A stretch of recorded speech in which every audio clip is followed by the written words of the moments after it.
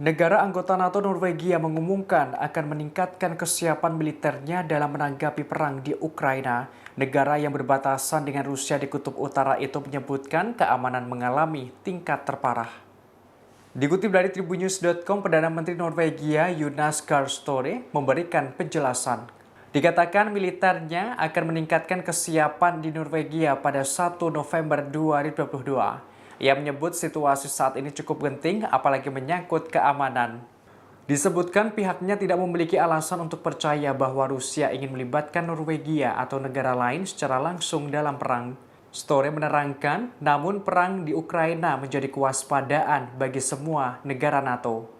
Norwegia akan memperketat keamanannya. Pasukan militer dikerahkan untuk menjaga anjungan lepas pantai dan fasilitas darat menyusul kebocoran pipa Nord Stream.